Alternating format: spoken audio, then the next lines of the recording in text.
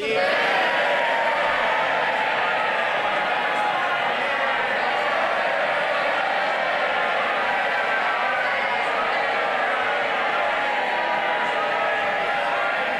Deputy Speaker. Order. Chancellor. Madam Deputy Speaker, it is my understanding that the Office of Budget Responsibility's Economic and Financial Outlook was released on their website before this statement. This is deeply disappointing and a serious error on their part. The Office for Budget Responsibility have already made a statement taking full responsibility for their breach. Madam Deputy Speaker, we are rebuilding our economy. Over the last 16 months, we have overhauled our planning system to get Britain building, forged new trade deals with the United States, India and the European Union, reformed our visa system to bring the brightest and the best to Britain. We changed our fiscal rules that we inherited from the Conservatives and raised public investment to its highest level in 4 decades. And in last year's budget, I raised taxes on business and the wealthiest to close the £22 billion black hole in the public finances left by the party opposites. And we used that money to fund the biggest ever settlement for our National Health Service. They were the fair and necessary choices, and we faced opposition to them, from opponents to planning reform, who will always demand that the future is built somewhere else, not in their backyard. Opponents to trade, who want to take us down the path of isolation and division. Opponents to investment, who believe that the only good thing a government can do is get out of the way. Opponents who insist that the only way to balance the books is to cut public spending. And opponents who say that we don't need to balance the books at all. But we made these choices for a reason. Because after 14 years of Conservative government, working people demanded and deserved change. Investment, not cuts to our public services. Stability for our public finances, the single most important factor in getting the cost of living down. And economic growth, the best means to improve wages, create jobs and support public services. That is what our plan, that is what this government and our Prime Minister are all about. Today's budget builds on the choices that we have made since July last year. To cut NHS waiting lists, to cut the cost of living, and to cut debt and borrowing. No doubt we will face opposition again, but I have yet to see a credible or a fairer alternative plan for working people. These are my choices, the right choices for a fairer, a stronger and more secure Britain. Order. Far too much noise, and I expected so much better from you, Dr. Luke Evans. You're meant to be a leader in your community. Simmer down, Chancellor. I'm happy for them to shout as much as they like, Madam Deputy Speaker, as long as they do it from the opposition benches where they can't cause any more damage. I said there would be no return to austerity, and I meant it. This budget will maintain investment in our economy and in our National Health Service.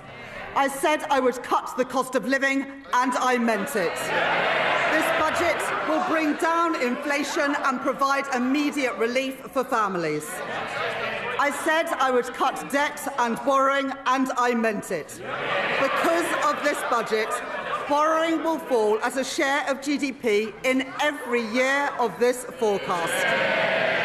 Our net financial debt will be lower at the end of the forecast than it is today, and I will more than double the headroom against our stability rule to £21.7 billion, meeting our stability rule and meeting it a year early. These are my choices, not austerity, not borrowing, not turning a blind eye to unfairness. My choices are a budget for fair taxes, strong public services and a stable economy. That is the Labour choice. Growth is the engine that carries every one of our ambitions forward, through stability, investment and reform.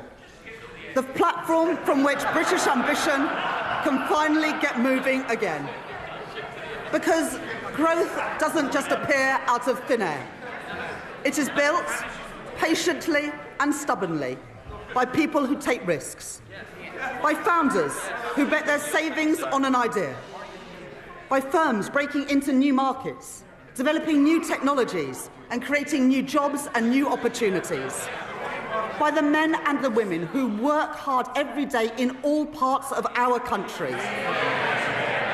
Our job is not to watch from the sidelines, but to partner with them, backing them every step of the way, to match private enterprise with public ambition.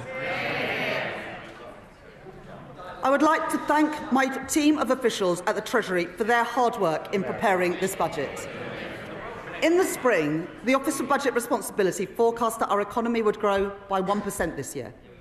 I said then that Britain would defy the forecasts, and defy them we have. The OBR have upgraded Britain's growth for this year from 1% to 1.5%, reaching the same conclusions as the IMF, the OECD and the Bank of England, who have already upgraded their forecasts. Today, the OBR have published the result of their review of the supply side of the economy. They are clear that this is not about the last 14 months. It is about the previous 14 years. The legacy of Brexit and the pandemic, and the damaging decisions by the party opposite. Cutting public spending, leaving communities and entire regions behind, starving our economy of investment and weakening our public services. As a result of their review, the OBR are reducing their expectations for productivity growth by 0.3 percentage points to 1% by the end of the forecast. They say today, and I quote, "Real GDP is forecast to grow by 1.5% on average over the forecast due to lower underlying productivity growth. There is an impact on our public finances too. The OBR say that their productivity forecast will mean £16 billion less in tax receipts by 2030. These forecasts are the Tories' legacy, not Britain's destiny.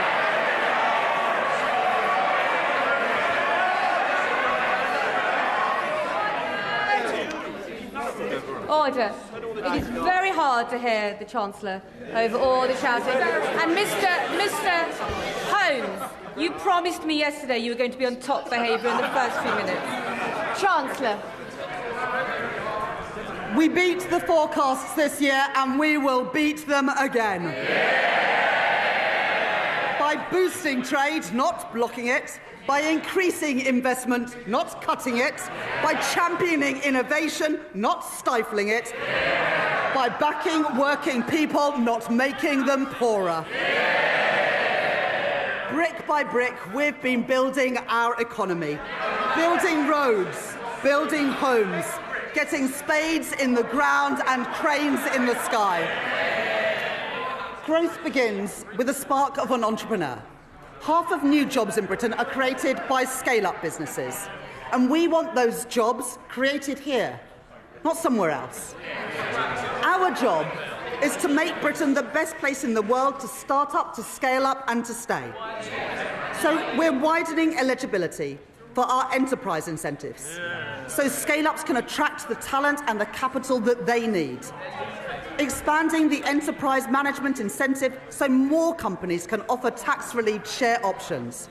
Re-engineering our enterprise investment and venture capital trust schemes so they don't just back early-stage ideas, but stay with companies as they grow. Introducing UK listings relief, a 3-year exemption from stamp duty reserve tax for companies who choose to list here in Britain. And to continue this work, I am launching a call for evidence on how our tax system can better back entrepreneurs, and a targeted review with founders and investors at the heart to make the UK an even more attractive place to grow your business. We are sending a simple message to the world. If you build here, Britain will back you. And our retail investment system should do the same. The UK has some of the lowest levels of retail investment in the G7. And that is not only bad for business, who need that investment to grow, it's bad for savers too. Someone who has invested £1,000 a year in an average stocks and shares ISA every year since 1999 would be £50,000 better off today if they'd put that same money into if they'd put the same money into a cash ISA. And so, from April 2027, I will reform our ISA system, keeping the full £20,000 allowance, while designating 8,000 of it exclusively for investment, with over 65s retaining the full cash allowance. And thanks to our changes to financial advice and guidance, banks will be able to guide savers to better choices for their hard-earned money. Over 50% of the ISA market, including Hargreaves Lansdown, HSBC, Lloyds, Vanguard and Barclays, have signed up to launch new online hubs to help people invest here in Britain. At this budget, consistent with the commitments in our corporate tax roadmap, I will retain our competitive corporation tax rate, the lowest in the G7, and retain our generous full expensing offer for business investments. I will also introduce a new 40% first-year allowance so that businesses can write off more of the cost of their investment up front, while reducing main rate writing down allowances in line with fiscal constraints. Private investment is the lifeblood of economic growth, but growth needs public investment too. When faced with challenges, previous Chancellors have chosen to decrease, delay or cancel capital spending. But low investment is the cause of our productivity problem, not the solution. So my choice is not cuts, not stagnation, but to maintain the additional £120 billion of investment that I provided at the spending review. In transport, to link our towns and our cities, energy infrastructure to power our businesses, and housing, so people can live near good jobs, paying decent wages and growing businesses. That is the Labour choice. I'm grateful to the Financial Secretary to the Treasury for his work in driving our growth agenda forward. As we allocate investment for the infrastructure that is the backbone of economic growth across our country, today I will commit investment for the Lower Thames Crossing. And we're continuing to drive investment in city-region transport, in the Midlands Rail Hub and the Transpennine Route upgrade, along with our commitments to the Northern Growth Corridor, including Northern Powerhouse Rail. It is this Labour government that has overhauled our planning system, and I will today provide further funding to increase planning capacity through a new skills offer, as called for by the British Chamber of Commerce and the Confederation of British Industry. It is this Labour government that has invested in nuclear power, in Sizewell C and in Culham. We are taking forward our commitment to slash electricity prices for thousands of manufacturing businesses, as Make UK and many others have called for. And today I'm pleased to welcome John Finkelton's report, an ambitious plan to cut the red tape that has tied our nuclear industry in knots for decades. And within 3 months we will set out our plan for delivering his recommendations. We are proud of our industrial heritage, and we are determined to build the industry of the future so that we buy, make and sell more here in Britain. That's why, as we increase defence spending, we are investing in Portsmouth, in Barrow and in Plymouth. And I'm pleased to be supporting Team Derby, an initiative to drive growth in one of our defence industry hubs. It's why we stepped in to save British Steel in Scunthorpe and invested in Sheffield Forgemasters. And it's why we've changed government procurement so we can buy British when it is crucial to our national security. For steel, for shipbuilding, and today for AI, driving innovation and building that great industry here in Britain. But it's not just what we invest that matters, it's how we invest. Putting money and power back in the hands of local and regional leaders. Today, we are devolving £13 billion of flexible funding for 7 mayors to invest in skills, business support and infrastructure. I'm extending the business rates retention pilots in the West of England, Liverpool City region and Cornwall until 2029. I'm providing £30 million for the Kernow Industrial Growth Fund for sectors like critical minerals and marine innovation. I am establishing the Leeds City Fund, a long-term agreement to retain business rates to fund local regeneration projects like the development of Leeds South Bank, and I am allocating £20 million for the new Peterborough Sports Quarter and £16 million for a science centre in Darlington from the Growth Mission Fund. The benefits of investment the benefits of investment and growth must be built and felt in every part of our United Kingdom. So we are providing an additional £370 million for the Northern Ireland Executive, £505 million for the Welsh Government and £820 million for the Scottish Government over the spending review period through the Barnett formula. And I am making... Sorry, I didn't quite catch that from the SNP. Did they not hear? Perhaps, Madam Deputy Speaker, they didn't hear.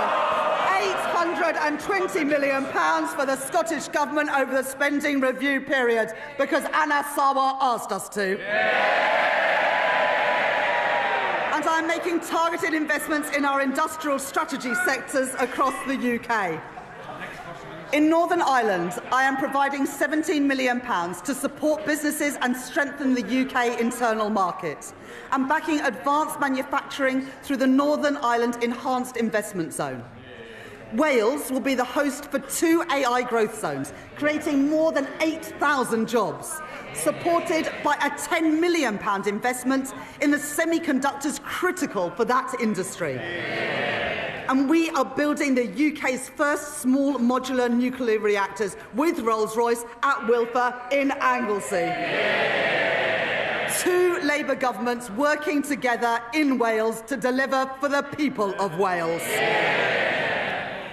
And in Scotland, I'm committing over £14 million for low-carbon technologies in Grangemouth, £20 million to renew infrastructure at Inch Green in Inverclyde, and £20 million to redevelop Kirkcaldy Town Centre and Seafront, with construction starting next year.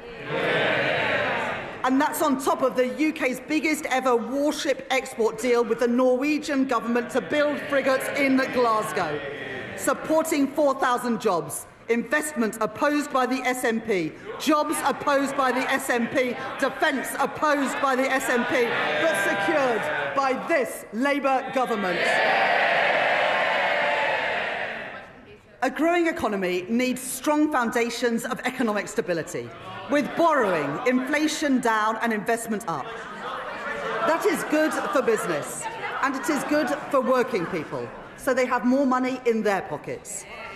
Economic stability, safeguarded by ironclad fiscal rules, is our best defence against rising prices and the best way to improve living standards. We've all seen the alternative. 3 years ago, in their clamour to cut taxes for the richest, the Tories under Liz Truss crashed the economy and sent mortgage rates spiralling and brought pensions to the brink.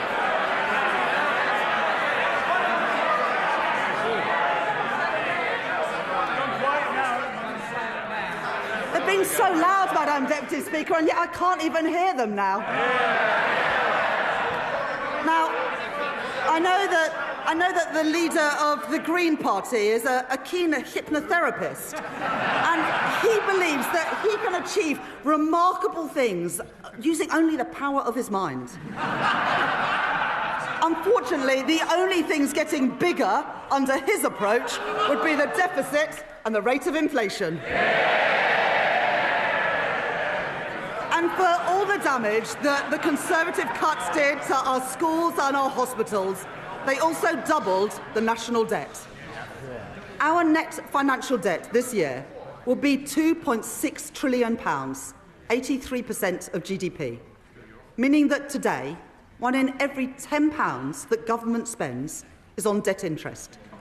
Not on paying down that debt, but just on paying the interest on the debt that we inherited from the Conservatives. My fiscal rules will get borrowing down while supporting investment.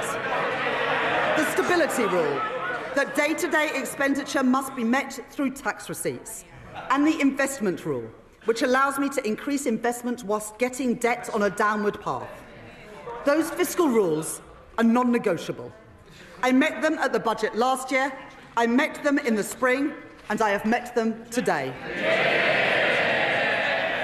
While the current budget balance is in deficit by £28.8 billion in 26-27 and £4.6 billion in 27-28, it moves into a surplus of £3.9 billion in 28-29, £21.7 billion in 29-30 and £24.6 billion in 2030-31, more than doubling our headroom against the stability rule and meeting that rule a year early too. And our net financial debt is 83.3% in 26-27, 83.6% in 27-28, 83.7% in 28-29, falling to 83.0% in 29-30 and 82.2% in 2030-31. Madam Deputy Speaker, I said we would cut the debt, and we are, with debt down by the end of the forecast. And going forwards, to support our commitment to a single fiscal event and further strengthen our economic stability, I will follow the recommendations of the International Monetary Fund by assessing the fiscal rules just once a year at the budget. Despite the challenges we face on productivity, the path of our deficit reduction remains broadly the same as in spring. Public sector net borrowing is due to be £112.1 billion, or 3.5% of GDP in 26-27, 3% in 27-28, 2.6% in 28-29, 1.9% in 29-30 and 1.9% in 2030-31, ending at £67.2 billion, translating into an increase in the net cash requirement next year of £4.2 billion, taking the total to £133.3 billion.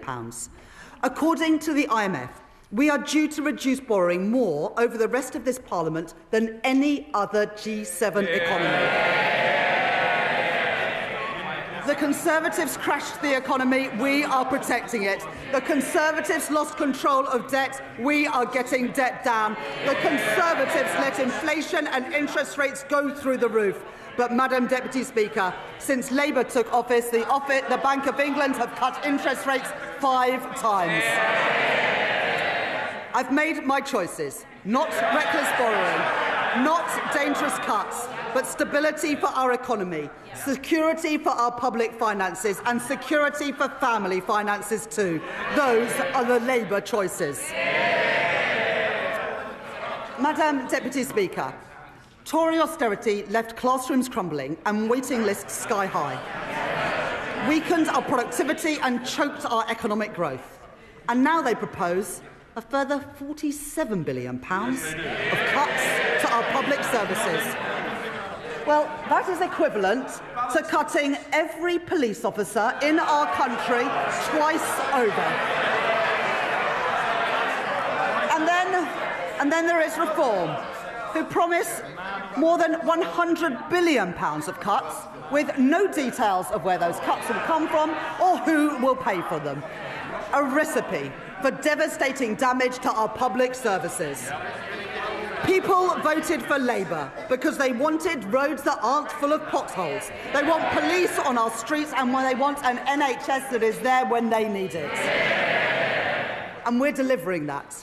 Waiting lists down by 230,000. And not just the 2 million additional appointments we promised, but an additional 5.2 million appointments already delivered since the general election.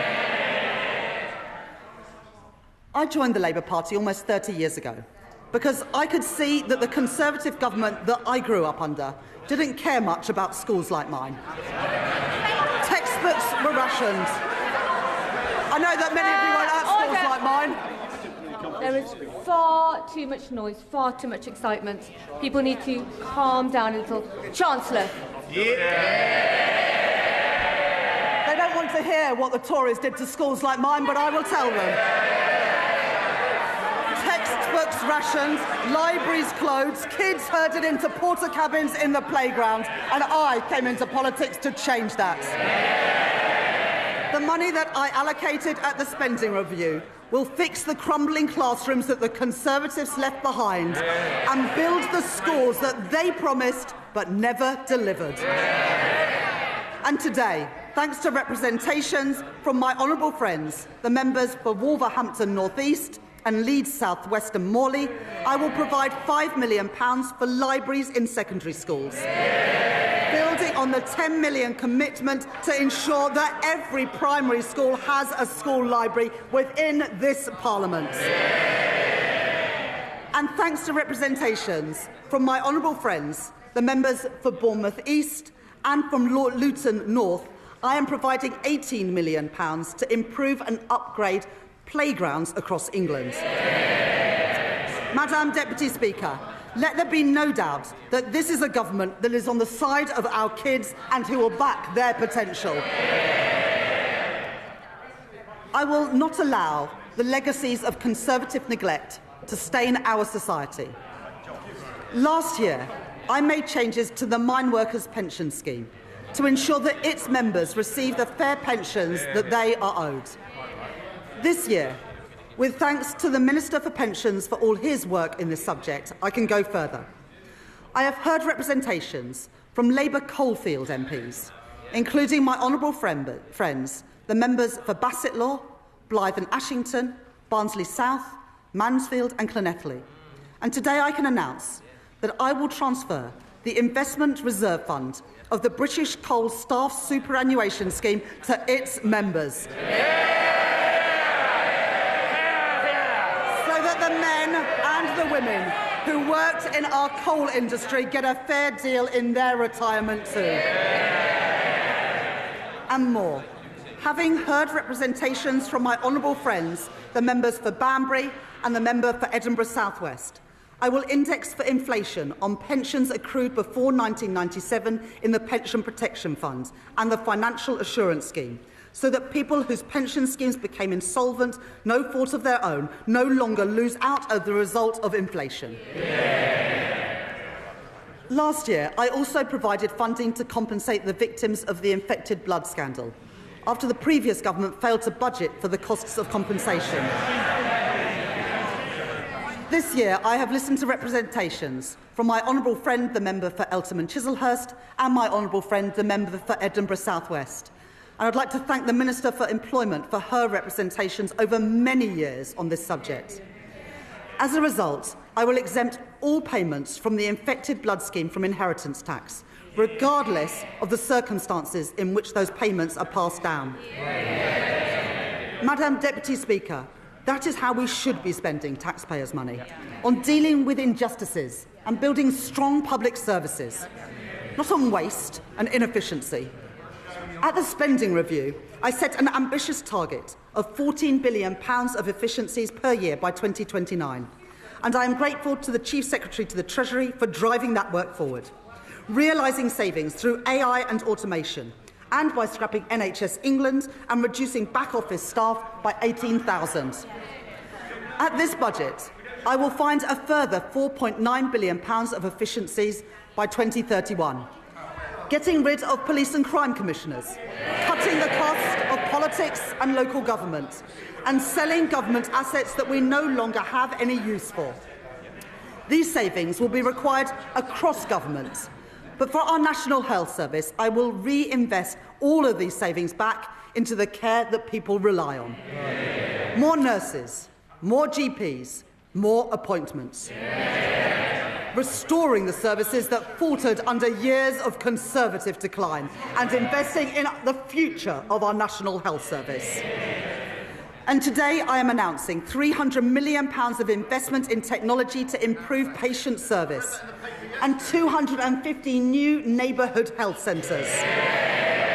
Expanding more services into communities so that people can receive treatment outside of hospitals and get better, faster care where they live. Over 100 of these will be delivered by 2030, including in Birmingham, Truro and Southall. The Labour Party founded our National Health Service, and we will renew our National Health Service. I will take the same approach for defence spending that I take to NHS spending, reinvesting savings back into our national security. In our age of insecurity, Britain will continue to stand with our allies, working in collaboration to secure a sustainable ceasefire for Ukraine and maintaining our commitment to NATO, with the UK set to spend 2.6% of GDP on defence by April 2027. Madam Deputy Speaker, the public rightly expects that we stamp out fraud, error and waste and put that money to good use in our schools and our hospitals and other frontline services.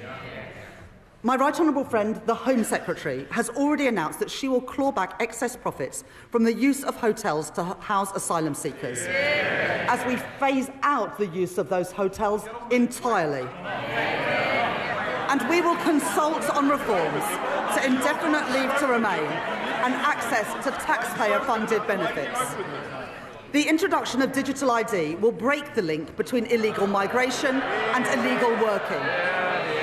And the HMRC and the Fair Work Agency will crack down on illicit businesses that blight our high streets and undercut illegitimate firms, enforcing the minimum wage, investigating dodgy businesses and increasing scrutiny of the gig economy, as well as tracking down fraudulent business owners who vanish without paying their taxes.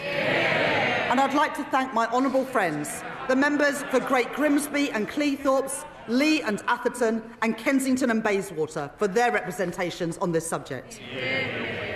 And I'll take further steps to prevent and track down unpaid tax, which will together, these reforms will raise nearly £10 billion a year by 2030, including through new powers for HMRC to pursue the promoters of tax avoidance schemes. I am building on our successful use of targeted checks on welfare claims to root out fraud and error and prevent public money being paid to people who are not entitled to it.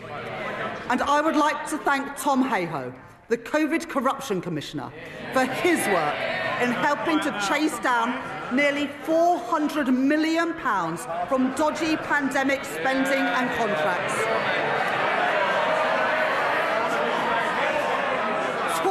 Contracts handed out by Tory ministers to Tory peers and Tory friends. Well, that money belongs in our schools and in our hospitals. It is so noisy now, we can barely hear the Chancellor. Everybody needs to calm down. Chancellor.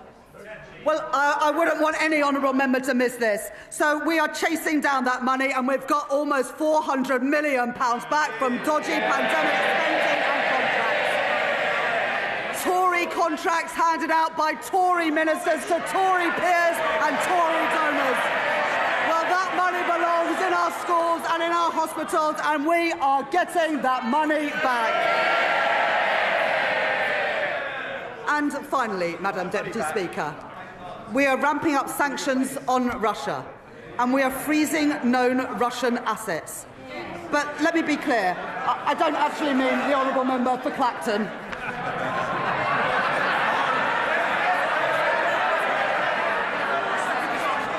Under the Conservatives... Order!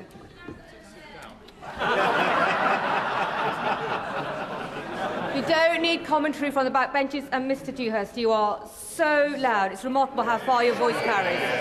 Chancellor. Under the Conservatives, the cost of our welfare system increased by nearly 1 percentage point of GDP, equivalent to £88 billion in just 5 years. The broken welfare system that we inherited wrote off millions of people as too sick to work, and we will reform that system so that it is a system that does not count the cost of failure, but one that protects people who cannot work and empowers those who can. We have brought back face-to-face assessments for disability benefits. Those are the face-to-face assessments that the shadow Chancellor got rid of when he was Work and Pensions Secretary. And our changes to universal credit will get 15,000 people back into work, a figure confirmed today. The former Health Secretary, Alan Milburn, will review the causes of rising youth inactivity, and we are already taking action. I'm grateful to the Federation of Small Businesses and Small Business Britain for their representations on apprenticeships. And today I am announcing funding to make the training for under 25 apprenticeships completely free for small and medium-sized enterprises.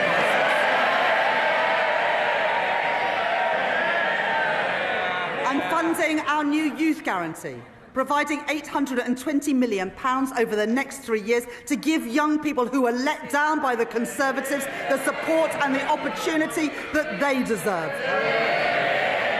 Guaranteeing every young person a place in college, an apprenticeship or personalised job support. And after 18 months, 18 to 21-year-olds will be offered paid work, not benefits. The Motability Scheme was set up to protect the most vulnerable, not to subsidise the lease on a Mercedes-Benz. And so I am making reforms that will reduce generous taxpayer subsidies, and Motability have confirmed that they will remove luxury vehicles from their scheme, getting the scheme back to its original purpose of offering cost-effective leases to disabled people. And taxpayers' money should not be spent on pensions for people abroad, who only lived here for a couple of years and may never even have paid a penny in tax. The Conservatives allowed thousands of people living abroad to buy their way into the state pension for as little as £3.50 a week, debasing the purpose of our pension system.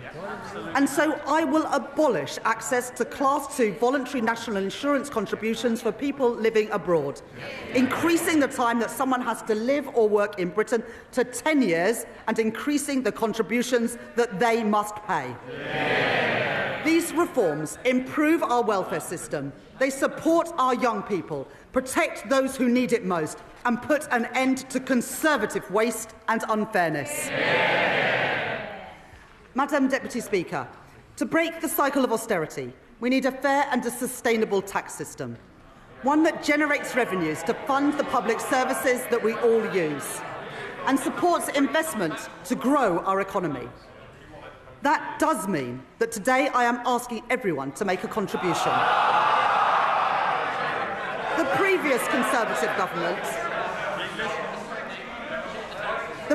Conservative government froze personal tax thresholds from 2021 to 2028.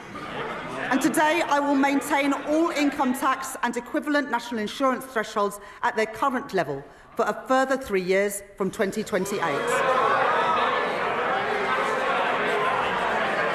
While ensuring that people... Order! The noise is far too high. Chancellor. The Right Honourable Lady supported these freezes when her party made them. She might want to forget about it, but the British people never will. At the same time, we are ensuring that people only in receipt of the basic or new state pension do not have to pay small amounts of tax through simple assessment from April 2027.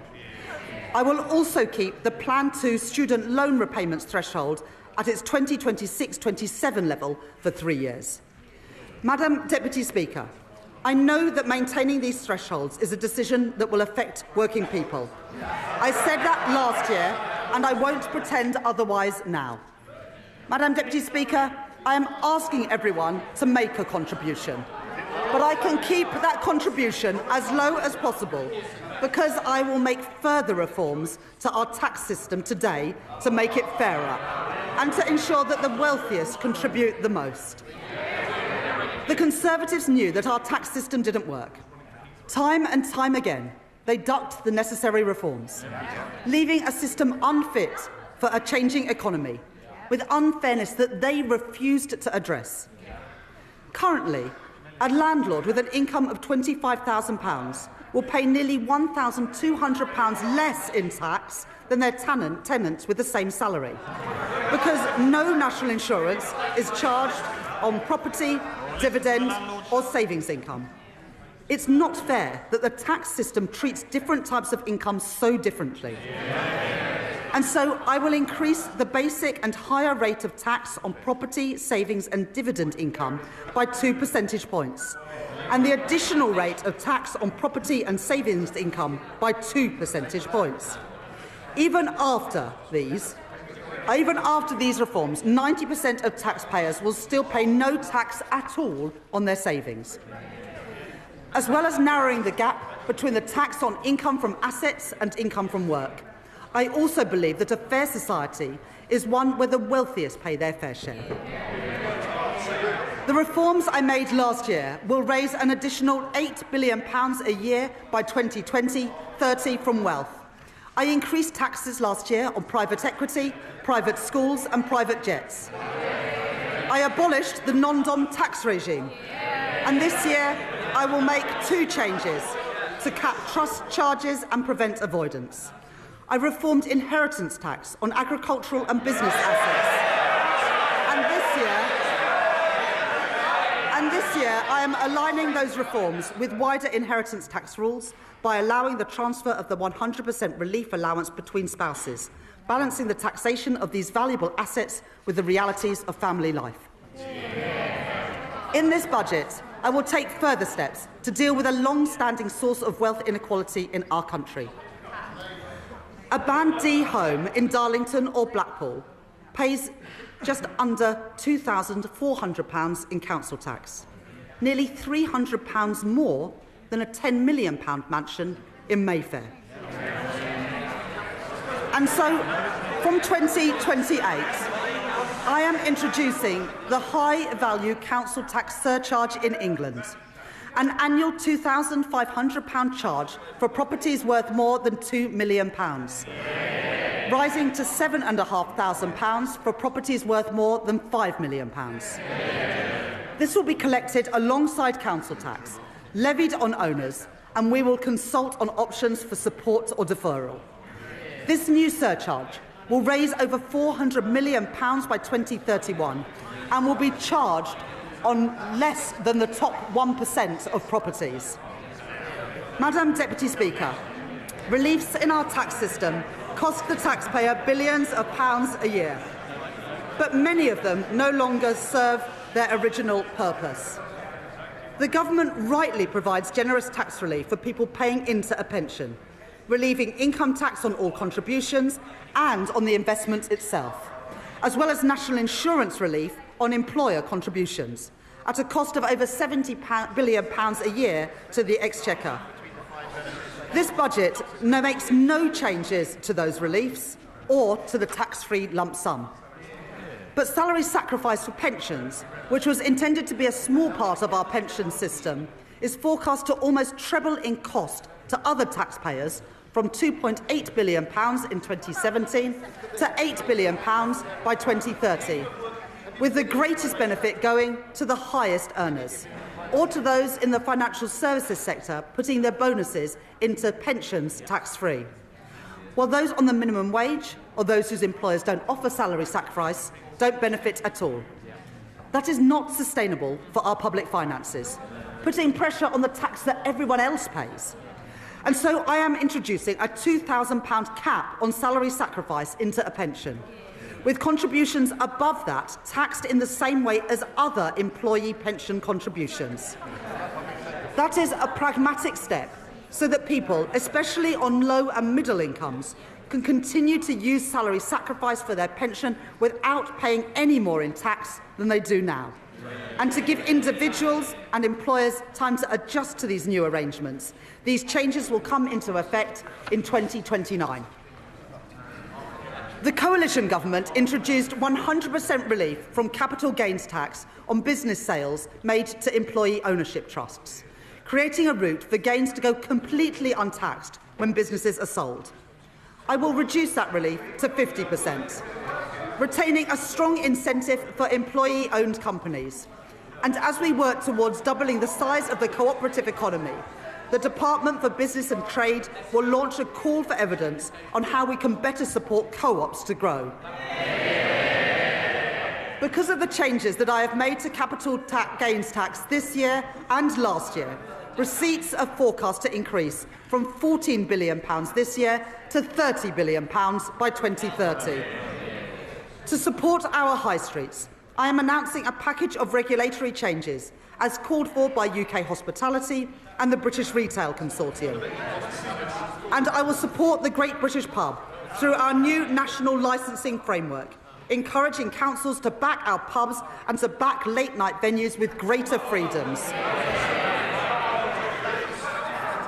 For business rates, I will introduce permanently lower tax rates for over 750,000 retail, hospitality and leisure properties, the lowest rates since 1991, paid for through higher rates on properties worth more than £500,000, like the warehouses used by online giants.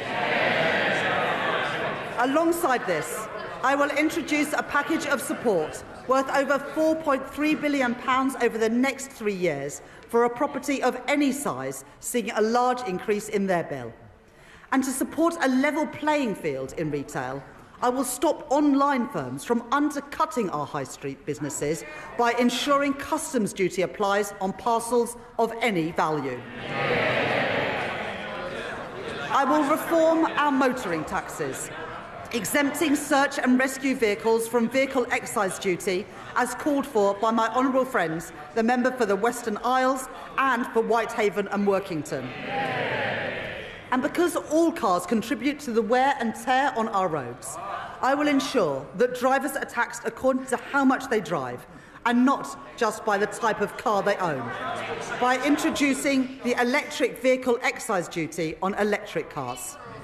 This will be payable each year alongside vehicle excise duty at 3p per mile for electric cars and 1.5p for plug-in hybrids, helping us to double road maintenance funding in England over the course of this Parliament. And alongside this, I am providing support to boost our British car industry, increasing the threshold for the expensive car supplement on electric vehicles to £50,000, saving over 1 million motorists £440 a year. Providing £1.3 billion additional funding for the electric car grant, extending it to 2030 and taking total funding to £2 billion, as well as delaying changes to the employee car ownership scheme. In addition, we're investing a further £200 million to accelerate the rollout of EV charging, as well as 100% business rates relief for EV charge points for the next decade, with thanks to my honourable friend, the member for Camborne and Redruth, for his representations on this policy.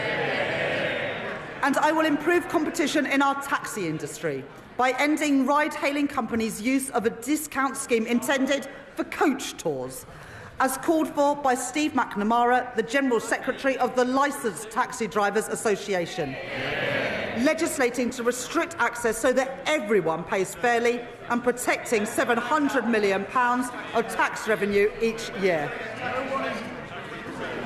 I am responding to our consultation on landfill tax, and listening to representations, particularly from our house building industry. I will not converge towards a single rate, but I will prevent the gap between the two rates from widening to balance the need to address tax avoidance in the current structure. I will today publish Ray McCann's report into the loan charge along with the government's response, setting out a new settlement opportunity that will finally allow people to finalise their position and draw a line under this long-standing issue. And I'd like to thank my honourable friend, the member for Milton Keynes Central, for her representations on this subject.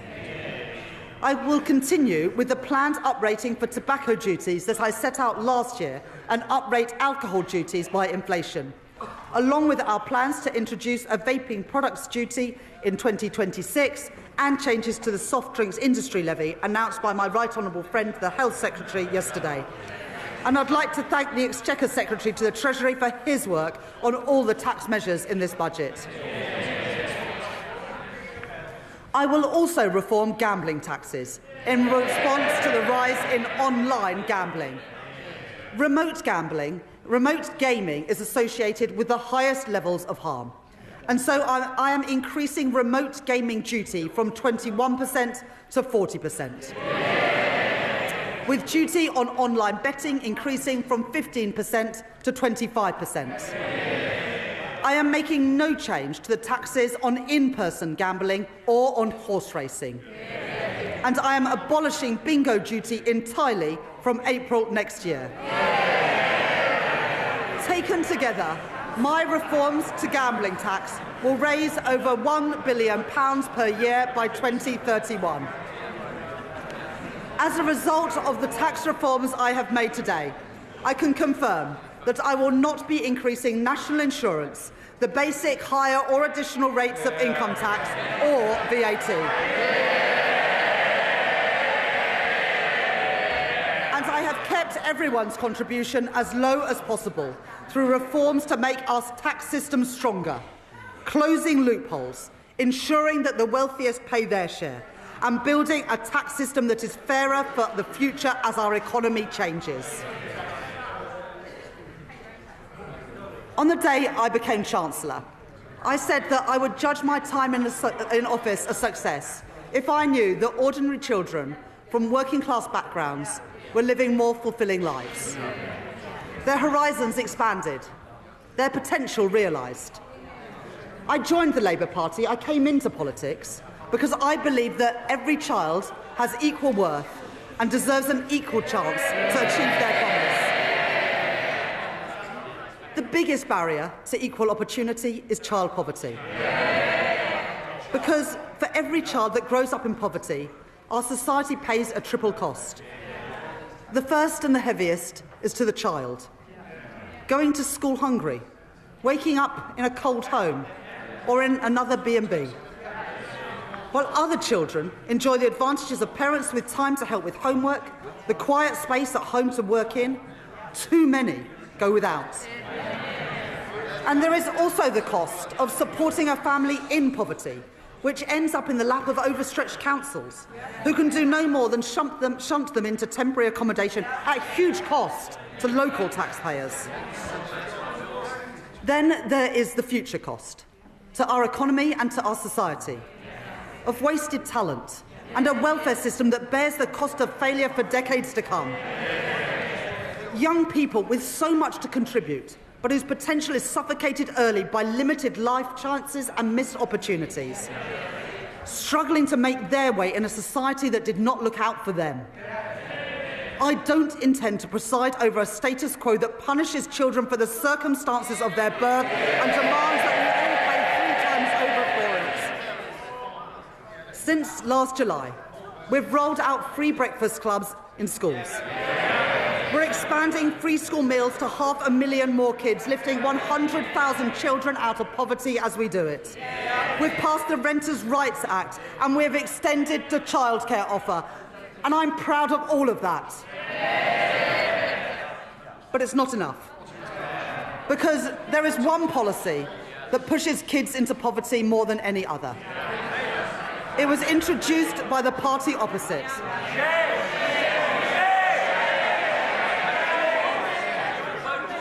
They said it would save money and that it would bring about behavioural change, disincentivising poorer families from having more children. Well, even on its own terms, it failed. The welfare bill has continued to rise, and there's been no difference in the size of families. But what it has done is to push hundreds of thousands of children into poverty since it was introduced. They said they were punishing parents' choices, but it's the kids who have paid the price. They've paid the price for the policies of a party which opted for cynical gimmicks over real savings in our welfare system.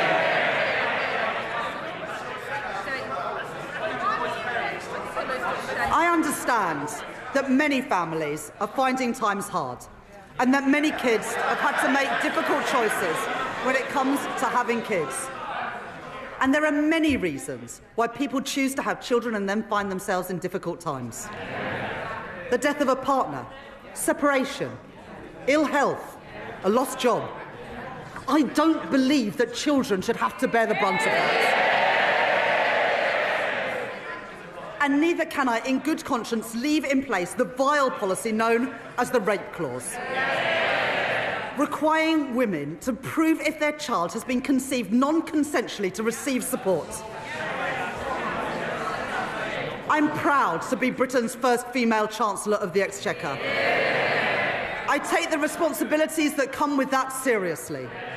I will not tolerate the grotesque indignity of women of the rape clause any longer.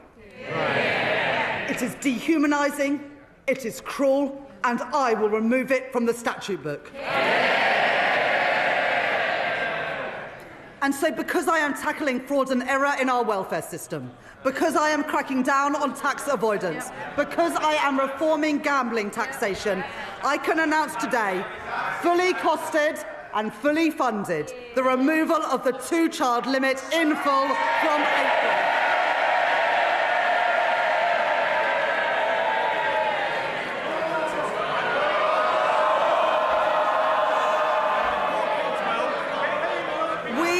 This side of the house.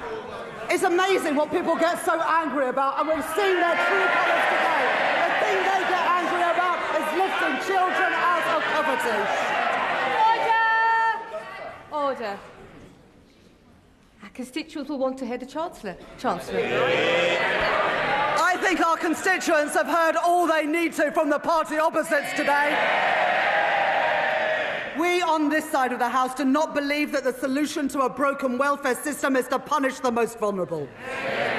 We are lifting 450,000 children out of poverty with the end of the two-child limit. And, Madam Deputy Speaker, combined with other actions we are taking, this Labour government is achieving the biggest reduction in child poverty over a parliament since records began. That is the difference that this Labour government is making.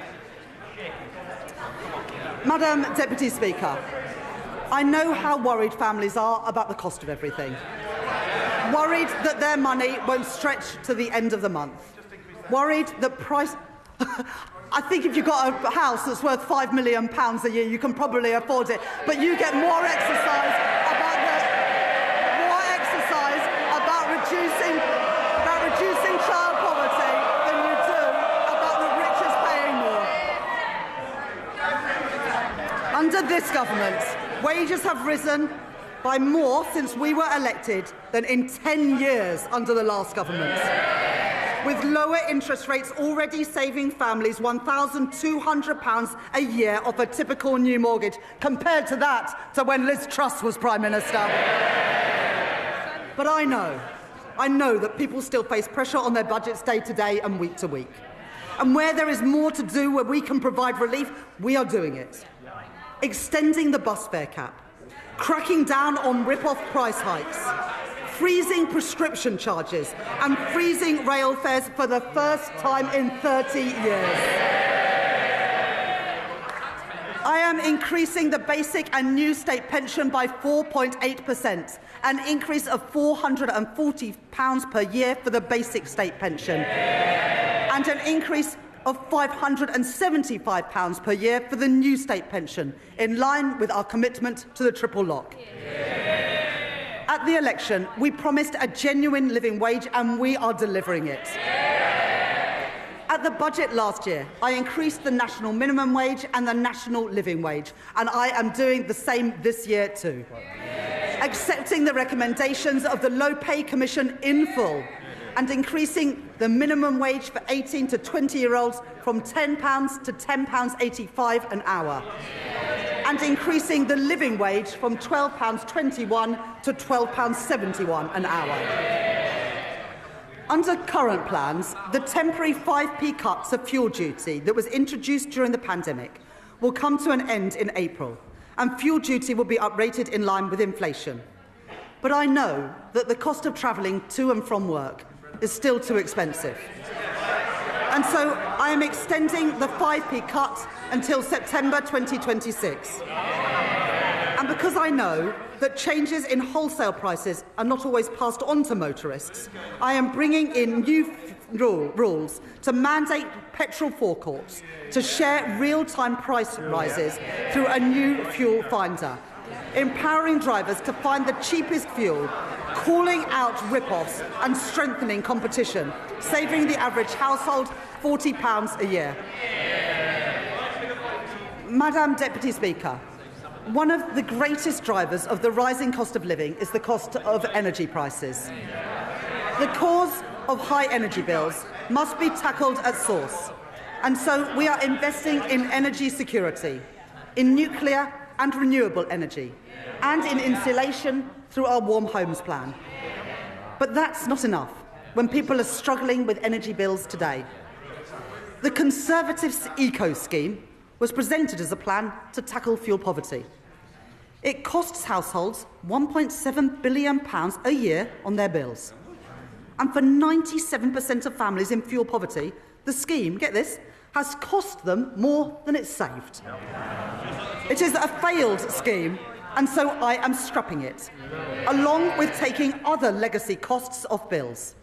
And as a result, I can tell you today that for every family, we are keeping our promise to get energy bills down and cut the cost of living.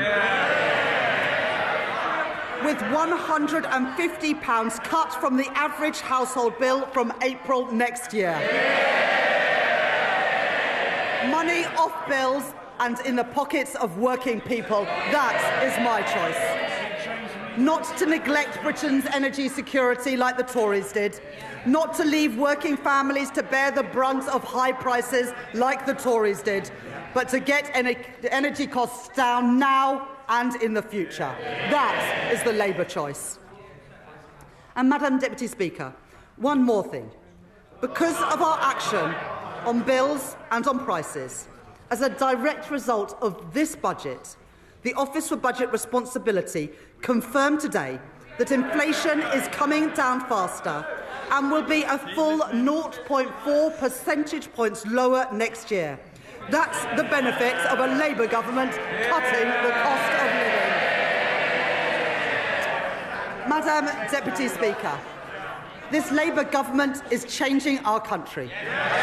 In the face of challenges on our productivity, I will grow our economy through stability, investment and reform. I've met my fiscal rules and built our economic resilience for the future. I have asked everyone to contribute, yes, for the security of our country and the brightness of its future. But I have kept that contribution as low as possible by reforming our tax system, making it fairer and stronger for the future. I have protected our NHS, maintaining public investment and driving efficiency in government spending. I've taken action on our broken welfare system, rooting out waste and lifting children out of poverty. And I have cut the cost of living, with money off bills and prices frozen, all while keeping every single one of our manifesto commitments. Those are my choices. Order. Mr. Rankin, Miss Moulton, your voice carries right across the chamber. Right across the chamber. Try and take a breath every so often. Chancellor. Those are my choices. Not austerity, not reckless borrowing, but cutting the debt, cutting waiting lists and cutting the cost of living. Those are Labour choices, promised and delivered by this budget, promised and delivered by this Labour government. And Madam Deputy Speaker, I commend this statement to the House.